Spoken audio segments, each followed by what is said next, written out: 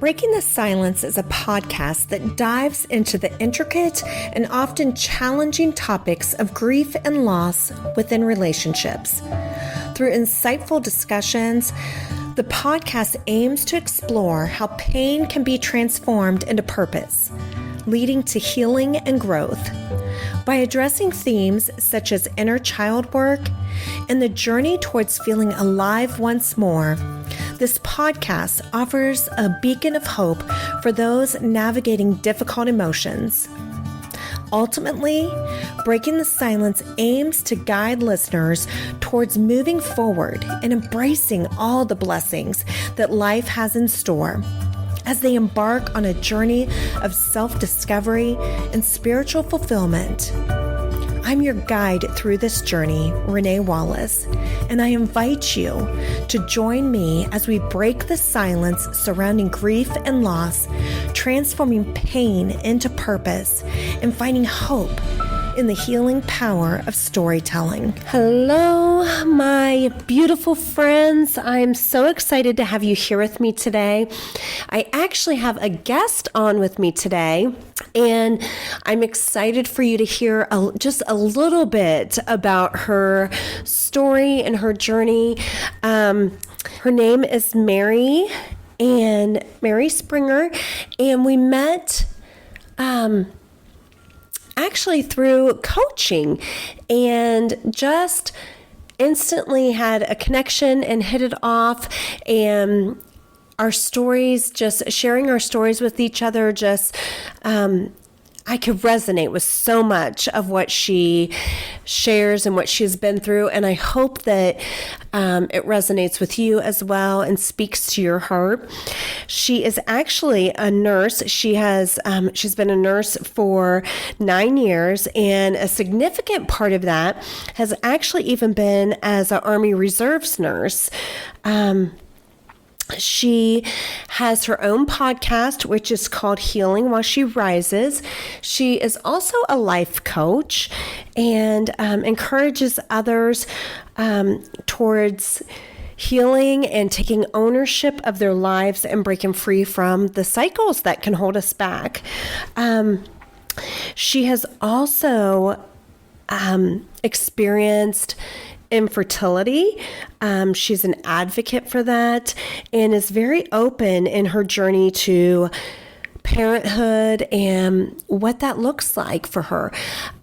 So I'm excited for us to get into this and for you just to hear from Mary. And so let's jump into it. Alrighty. Yay, Mary. I am so excited that you are here. I heard like pieces of your story in different times that we've talked and connected, but not really all of your story. And I was intrigued, and I was like, I need to talk to Mary. And I felt like we had a lot of connection in our story too. So I guess I should say first that we connected from in California was where the first time sort of before then, right? Yeah, our coaching. Yes, and that's when I connected with you and you telling me your story and about your loss. And I was like, holy cow, I want this woman to coach me. That's right. So us going through our training to be 180 coaches. Yes. And that's funny. You said you wanted me to be your coach. And then I listened to you and I'm like, oh my gosh, she's amazing. All right. So I just really want other people to hear your story, because the pieces that I did hear, I knew like my audience, other people need to hear your story. So I guess just you jump in wherever you want and share what you want to share, and we'll just sort of go with the flow. All right. Well, first of all, thank you for having me. We finally found a time where we can meet and connect and, talk. But gosh, that's such a hard place I don't know where to start. Well, tell me, I guess, some of what even stood out for me of like, listen to your story, like your childhood, like what even brought you to the point of feeling like you were called to be a 180 coach? Like what happened? I'm assuming it started in childhood. Mm-hmm. your story. I feel Mm-hmm. like a lot of Mm-hmm. most of us, our story starts in childhood. Yeah. Tell me a little bit about just your background of your childhood and stuff. Yeah. Long story short, I've had a lot of loss and I don't really recall like having a home or like, you know that feeling. Home is like that feeling where you feel safe, right? And you like Mhm. want to go home to all the time. And I don't ever recall like ever feeling that because I was feel like I was jumping around from my living with my grandparents and then going back to my parents, which their relationship was very rocky and very Okay. tense. So it was Okay. very bad energy all the time. But growing up, yeah, I have had a lot of physical abuse from my Mm, grandma, verbal abuse, sexual abuse from mm, family members. And in looking back, if I had to describe my life as a child, I've had a lot of loss. Losing my mom at a very young age. I was 7 when she just like disappeared out of nowhere. mm. Um, I lost my sister when I was 9. And honestly, my father, I don't ever recall him calling him dad, like in person. I never really had a strong relationship with him. I was more connected to my mom.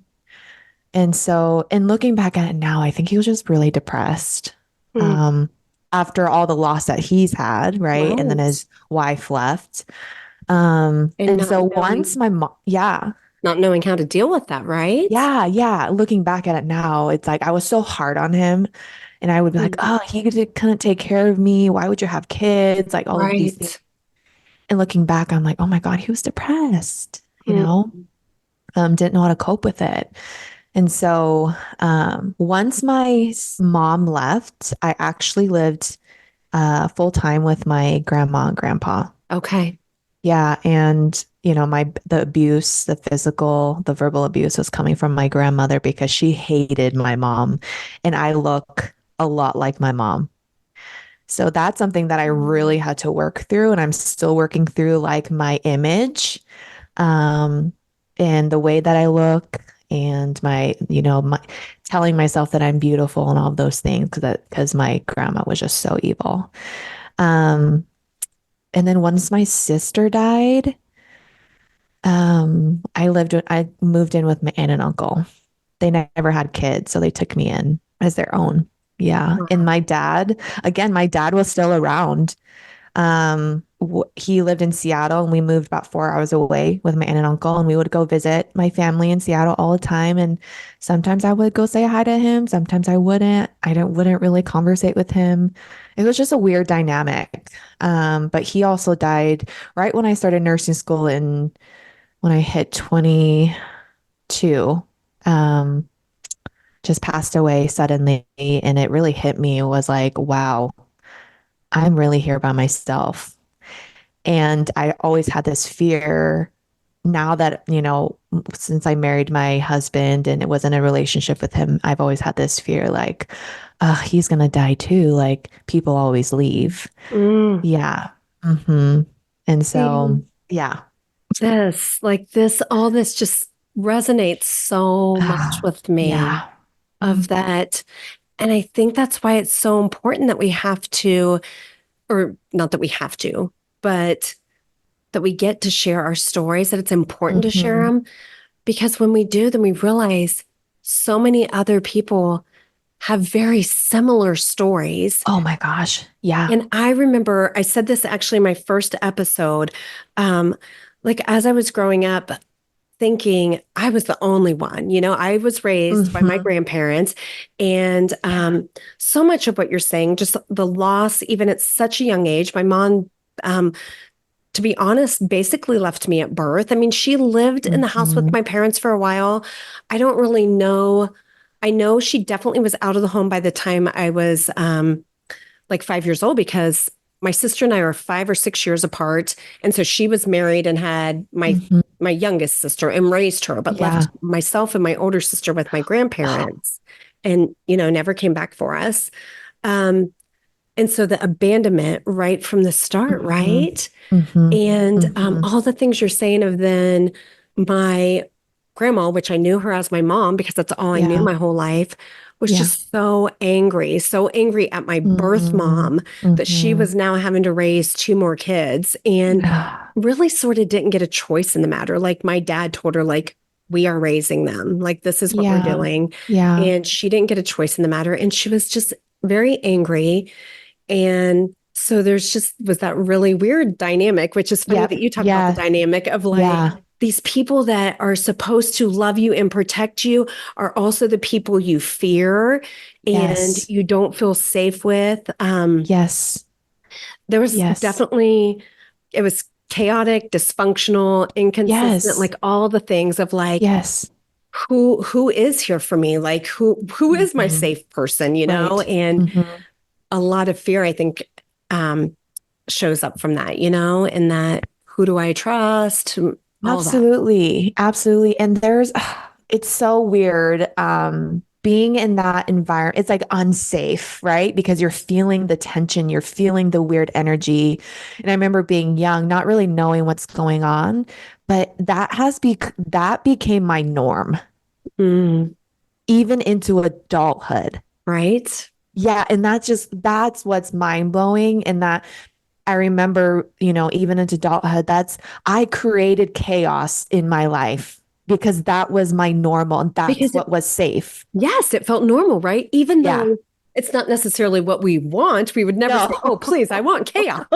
Right. Yeah. Right. But it was like, that's when my body feels safe. That's where my mind is feeling safe. Like I have to feel chaos. And that's something that we had to work through, right? Through the Right. 180. And we're helping other people through like, okay, just because it feels good doesn't mean that it's good for you. And because in the chaos, we know what to do with that, right? Yes. Like, even Yes. It's if it is familiar. chaos and dysfunction and all those things, like, okay, I know what to do with Mhm. this. I've done this my Yep. whole life. Yes. Um, Yes. and I think Yes. that was mind blowing to me when I really started digging in and doing the work of Mhm. seeing those patterns, right? Yes. Of like Yes. my whole life. Yeah. Like it truly went back to like even the whole abandonment wounds, the trust wounds, Hmm. Hmm. the like my whole life looking for someone to choose me even and realizing, Yeah. oh my Oh my gosh, that went clear gosh. back to when my mom didn't choose me, I know. Yeah. It's just Right. And then amazing, did you have a moment where someone did choose you and you're like, this is weird and you can't accept it, right? Because right? like that's not your norm. People always leave. Like people can't love me. Like all of these things. It's like you're trying to validate all of these beliefs that you've had about yourself, you know? Absolutely. And I think I've even talked about this, like, then maybe you do, like you said, find a really good person that wants to be good to you. Yes. And again, you don't know what to do with it if you haven't healed your wounds. So you're like, one of two things. You're either like, what is wrong with this person? Yeah. they, they aren't, there is definitely something wrong. I'm going to Yes. uncover it. Or like, you are just like, ick, get away from me, like Yeah. this Yeah. cannot be healthy. And Yeah. you self-sabotage it. Yes. Yeah, I did And that so much with my husband when we were dating. So much. yeah, It because like toxic, like so bad. Yeah, to be because honest. again, Yeah. that that I mean, we don't realize we're doing it. It's all subconscious, Right. Right. Right. but we're just like, whoa, I need to get out of here. This is like there's something wrong with them, or you create Yes, you're creating your situations in your circumstances. head. Yeah. Yes. Yes. Like Um, even the home thing, like jumping from home to home, like I just from once I graduated high school, I probably moved from 18 on. I moved every single year until I finally decided at what, 27 or 28, 10 year, a decade later, to finally settle down and buy a house. And I remember buying my house and I was like, oh my gosh, this is what it feels like with a mm, loving husband, a, needy dog. But it's like now I love my home. This is a feeling and this is the energy that I want to cultivate for my kids. feeling safe. We take that for granted. Oh, We didn't have absolutely. that. Right. You and I both didn't have it. And it's like, people take it for granted. Absolutely. Mhm. So tell me, um, so then you went to live with your aunt and your uncle, and I'm Mhm. assuming like they finished raising you, and then I mean, you can fill in any gaps that I'm missing of like pieces that need to be in your story, but then you went into the military, correct? Yes, chaos, craziness, moving More around. chaos. Nothing is Sign me structured. up for it. Yeah. So, joined the military a year into my college to help pay for school. But that whole time, I kept, I just bottled everything in. Like, Mm, I just remember even my family till today, they're like, she's so strong. She's been through so much. I never like showed my emotions, but really I was hurting inside.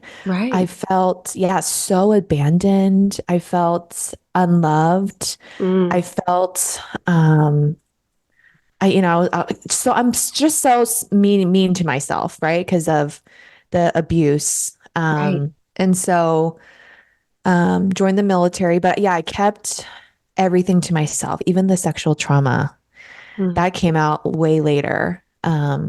By on accident, I told a friend, and then my friend told my family, and that was a whole different story. But joined the military, became a nurse, and then about 5 years ago, my mom came out of nowhere.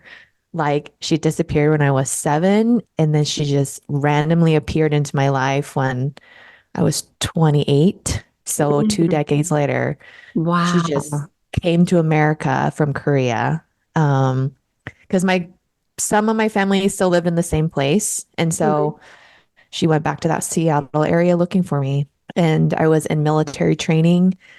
And I was like, what? I just going through so many emotions again, Right. in military training, couldn't come home. I had to wait until my training was all over to see her. And that was a lot of emotions that I had to work through. Because Right. my whole life, I'm like, I want to see my mom. I want to see my mom. Where's my mom? Like, I miss her so much. Like, I Mm, yearned to meet her one day. I used to search for her. I almost got selected for this TLC show called Long Lost Family. I got selected and like doing all the DNA tests and stuff, but again, not enough information. My family was not telling me anything. okay. And so, um, where was I going with this? My mom, So yeah, she when came you out of, guys yeah.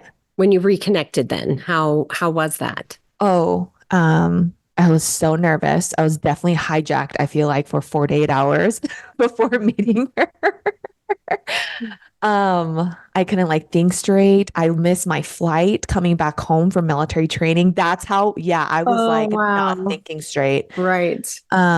And so saw her thinking that I would welcome her with open arms because that's what I've always dreamed of.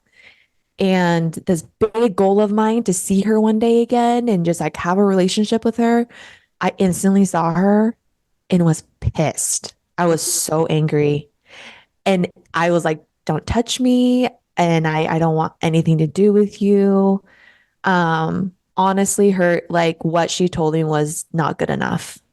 And Right. I still held on to so much anger from the abuse, just being in such a toxic environment. Right. I was instantly got mad, like came out of nowhere. Right.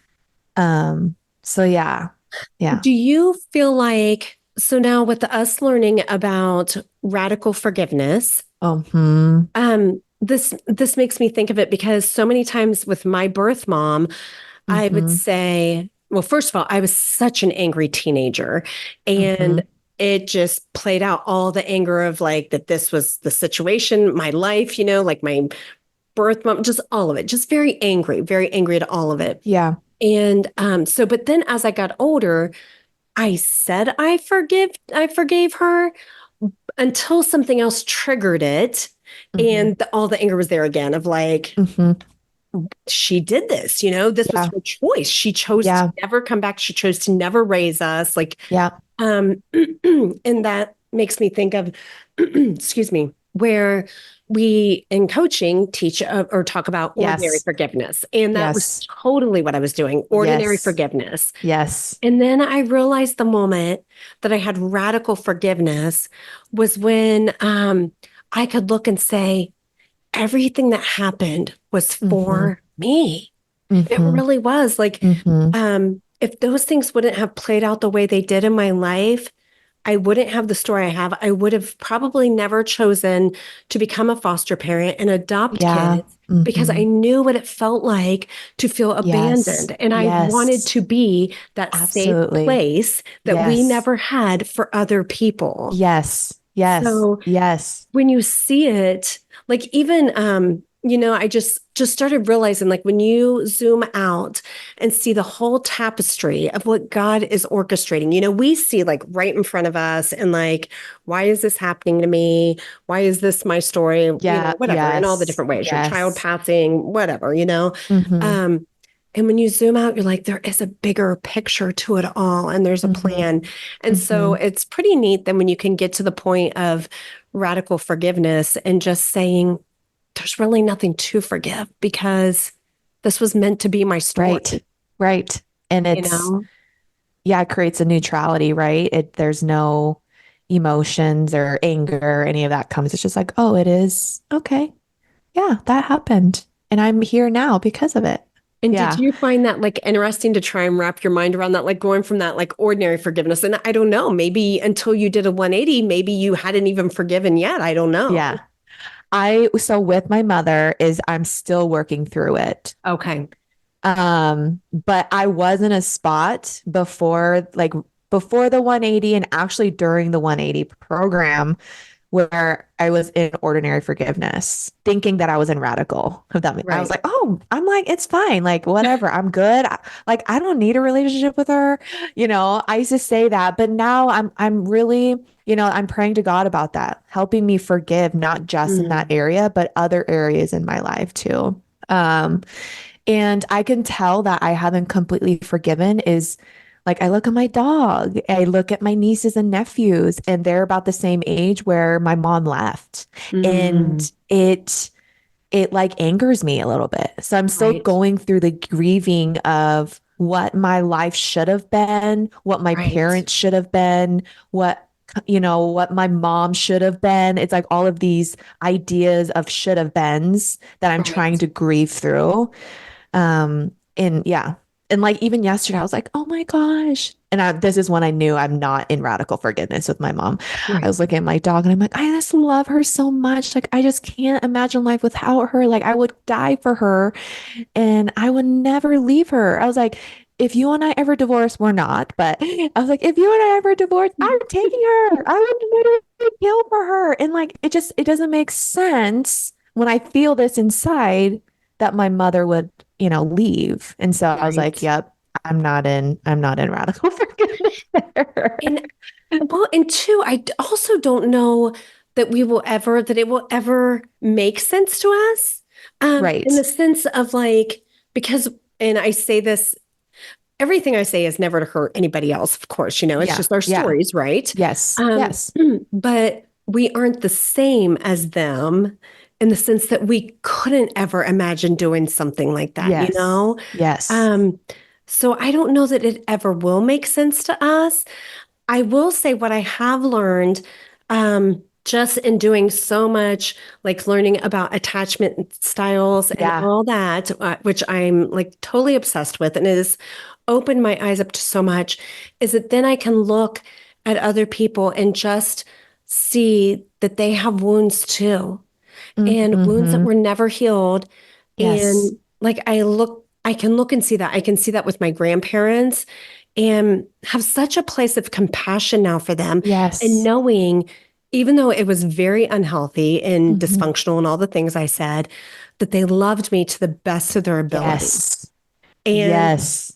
same with my birth mom. It doesn't mean I can ever comprehend that Hmm. because that's not me. And I have my own flaws, my own wounds, of course. But saying like, I think it teaches you compassion too, of Right. just, Mm-hmm. they have their wounds and we might not fully understand everything, but everybody has their wounds that they're trying to heal, Or Right. I take that back. Not everybody chooses to heal their wounds. Some people, Yes. Yes. because it can be easier going into attachment styles like an avoidant. It is way Mhm. easier for them to not look at their wounds, not Absolutely. want to self-reflect. Like even you said, Absolutely. and I'm guilty of this because talking about like everybody saying you're so strong. Hmm. And it wasn't that we were so strong necessarily. I mean, yeah, we were. We had to be. I had to learn at a very young age to be strong. Yes. And I'm sure you Hmm. did too. But it was also a matter of holding a lot of stuff in and Hmm. suppressing it. And like, I'm so strong, I don't have to talk about that. Or, Hmm. Hmm. and Yeah. Yeah. Like, I don't know. It was almost like survival for absolutely. me. Yes, Yeah, it was survival. But now as absolutely. an adult, right? It's not, we're self-sabotaging now. Yes. Um, So, yeah, as an adult now, we need to go back to that inner child and say, yes. you're safe now Yes. and Yes. revisit, like reparent that child. So, Mm-hmm. Mm-hmm. and And we're you're healing when you just said, like, if you come to a realization that other people that may have hurt us, maybe said something wrong and they hurt us or whatever, and you say like they could only love you with the best of their ability, as much as they can love you. That's when you know you're healing because everyone is human, right? We talk about human and the being, absolutely and right. a lot of us before the 180 are maybe I was probably 99.9% operating from the human side Oh, before the 180, okay. Yeah. before these realizations during in the program. It's like, holy cow. But I'm also very grateful, like, to be in this space of wanting growth and healing Mm-hmm. and not, like I was also very comfortable being victim Mm. before I hit my 30s. But it was also causing me to be depressed and anxious, and it just wasn't serving me. But yeah.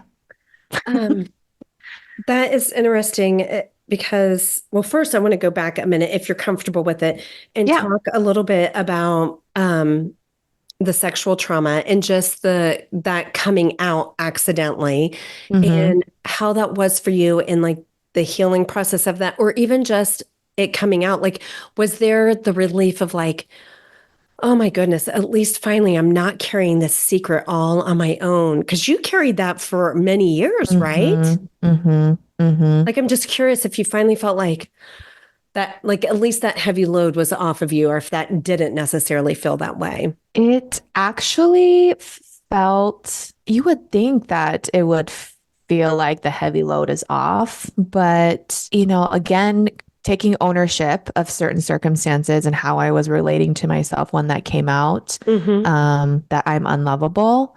It, I almost, I told myself like, yeah, oh, I was just dismissed. Like no one did anything. My voice, doesn't matter.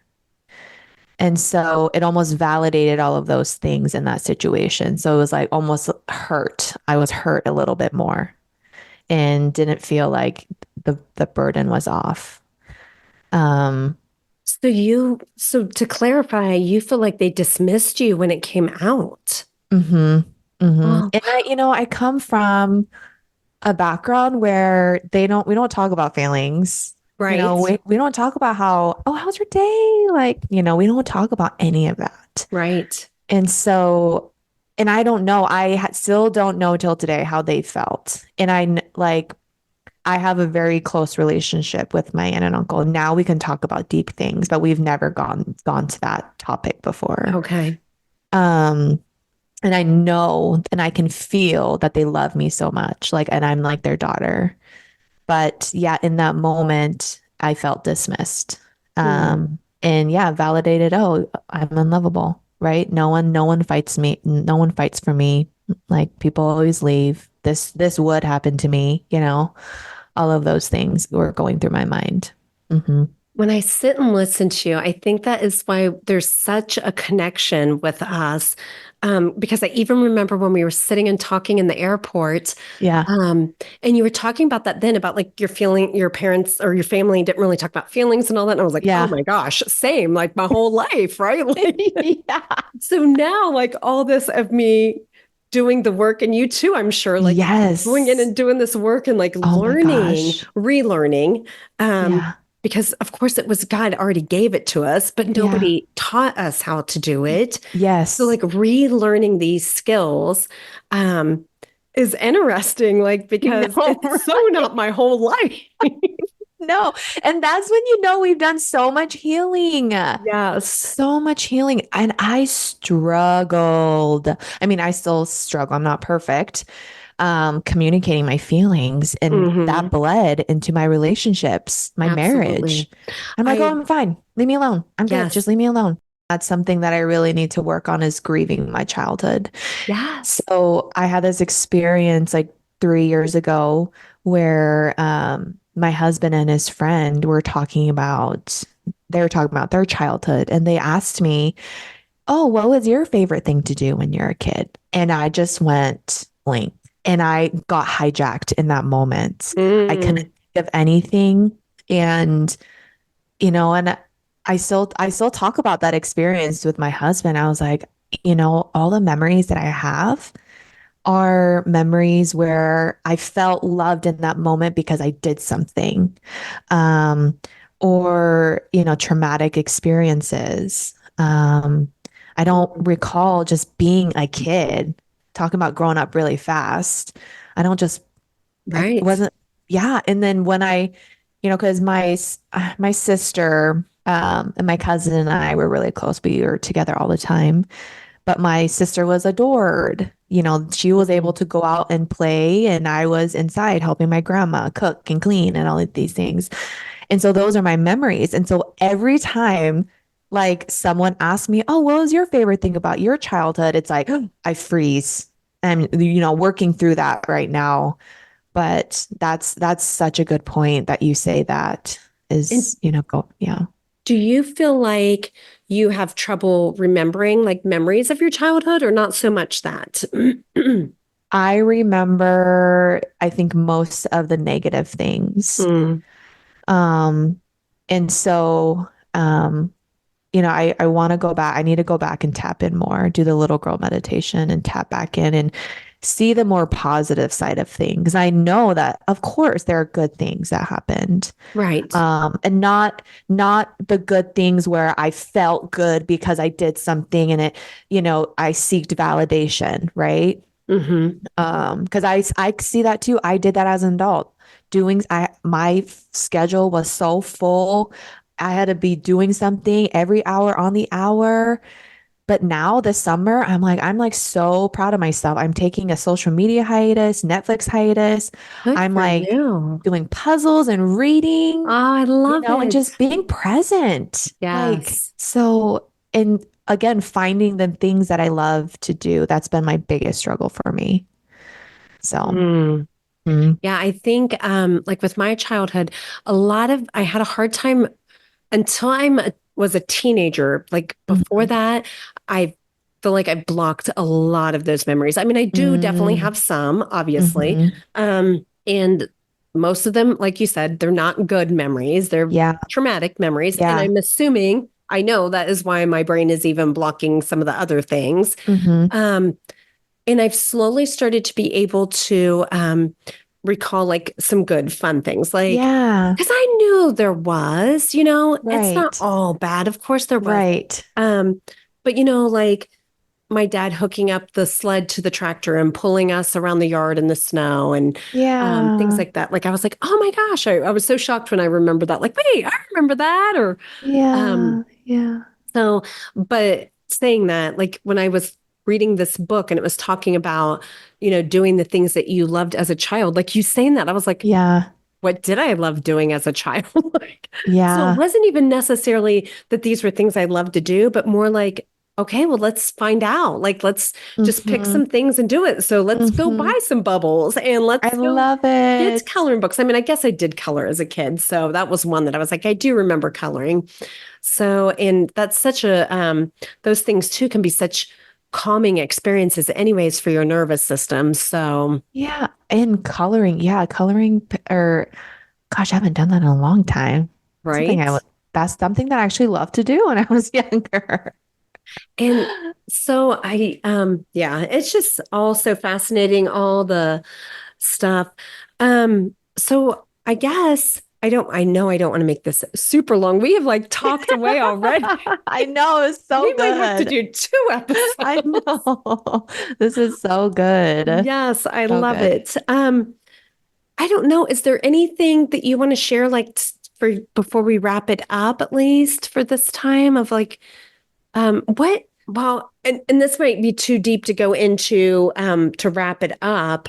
What ended up bringing you to the 180 method? Is that something, or is that a deeper question of like that would take a while to explain? To make it brief, I think when you start business, it's a personal development Hmm. journey as well. Absolutely. Yeah, so I started business and then was going through infertility Okay. and a lot of my traumas and these feelings and all like I just didn't know what to do with them. They're all coming to surface as I was going through infertility, with my self-image, my body, my depression, anxiety, all of them were coming back up with a vengeance as I was experiencing loss again in my life. And feeling I was going through this weird stage with God too, so mad at him. Like, why would Mm, you have me go through loss again and right. again and again? I've already been through so much. Hmm. Um, and then wanting to like, I had to love my body again. Mm, Like, not just like I really worked with my image and I'm still working with my image, but just I was so mean to my body. Even working out, it would be like hardcore CrossFit every single day, like that's not nice when you need to rest. And right. we are women, we have hormones and stuff. And so Mm, um when I heard about the 180, honestly, I went in with the mindset like I'm gonna be so healed at the end of this. Like I'm gonna be so good. And that's not what it mm, was in a good right. way. Um, and had very eye-opening experiences, learned more about myself, found another layer of healing. And then yeah, decided to be a coach myself because it was Mm. just so transformational for me. It literally turned my life 180 degrees. Like literally. And I think that that is the beautiful thing of the story had to go that way to Yeah, bring you to where you are absolutely. today. Yep. Mm-hmm. Like Mm-hmm. I can look at so many things now, all the loss, like Yep. all the loss I've experienced um, in different, even um, situations or relationships, and what it taught me, those different things of like, wow, all that. I'm so thankful for it. Like, Yes. really, like people could be like, oh, I hate that person or whatever. No, thank you. Like, Mm-hmm. that all needed Yes. to happen for me to Absolutely. uncover all the healing that happened in the Mm-hmm. 180 method, Yep. all the things I've learned about attachment styles. And it's just been such an incredible journey. Like you said, a personal Yeah. growth journey that you have no idea like what Yeah. you're embarking on. Yes. Yeah. And It literally what you just said, it literally turned from infertility. It turned into why me, because I'm still going through my journey to parenthood. It turned into right. why me, be like, oh my gosh, I was supposed to be on this journey because honestly, God wants me to heal these parts of myself so I don't, transfer it to my kids. Or, I Absolutely. had to do a lot of healing to be the best mother possible and best parent possible. And that's what I believe. So, but And now I'm ready, God. I'm ready whenever you are because I got it now. Done a lot of And healing. I have to say, I was going to say that to you earlier. Like, I am so incredibly proud of you for the work that you are doing at your age Thank because you're you. right. Like, because they learn from us, right? So I'm Yes. super proud of you and that you are breaking those generational curses and the generational trauma. And what a Thank gift you. to be able to pass on to your babies. Um, Thank you. And thank you for seeing that, seeing the yes. hard work that I'm putting in. Thank you. Absolutely. It is Thank you. huge. And I don't ever want to, it's huge for anybody at any point in their Mm-hmm. life. Like I Mm-hmm. don't ever want somebody to think, "Oh my gosh, what's the point now?" No, there is still No. Yeah. absolutely a point. Yes. But Absolutely. I just think that's incredible that you're doing it now and what a gift to your babies. So Yeah. Thank you so much. it has been so fun talking to you, talking Yes, with we're gonna have you. to do this again. Like this was fun and Yeah, because good I and juicy. do what? It was good and juicy. Like it was Yes. so rich, you know? Yes, Yeah. absolutely. And it's funny, like you get with somebody that you just connect with so much. And Oh before you gosh, know it, yeah. like you're just sharing stuff. That I'm like, oh my gosh, I can't even believe I'm saying this. Like, this is not supposed to be this vulnerable. But Like, it was definitely instant with you and me. I yes, felt through even a screen, right? I felt it. I felt your absolutely. energy, our connection. Yeah. So thank Yeah, you I for did having me. too. And, and even just connecting with you in the airport and just how we were just able to it just felt Oh, so natural and just us talk and just, yes. yeah. Yes. And you can open, I just love that two adults that have been through so much life can open up about their wounds and their Yes. traumas and just have an adult conversation. And this is what I'm going through. This is what I'm healing from, and learn Hmm. from each other too. So, And yeah. in being open with that, which can be hard, right? For us to be Yes. vulnerable sometimes, for Yes. sure. Yes. But in being open and vulnerable with that, giving other people the opportunity to see like several things like, wow, I'm not the only one struggling Mm-hmm. with these things. Mm-hmm. And there can be healing, the Mm-hmm. encouragement of like, oh, wow, maybe I could heal Yeah. and, not be in these cycles. And so, anyways, I'm so Yeah. glad that we got to connect finally and talk. Yes. And yes, we will definitely have to do it again because I feel like there's still so much of your story that I would love to hear. I can't wait to be back on. It was so good. Yes, already. Well, I For will having talk me. to you soon. You take care. Okay, bye. Already, bye. Thank you for joining me on this episode of Breaking the Silence. As we conclude our time together, let us carry forward the stories we've heard, the emotions we've shared, and the connections we've forged.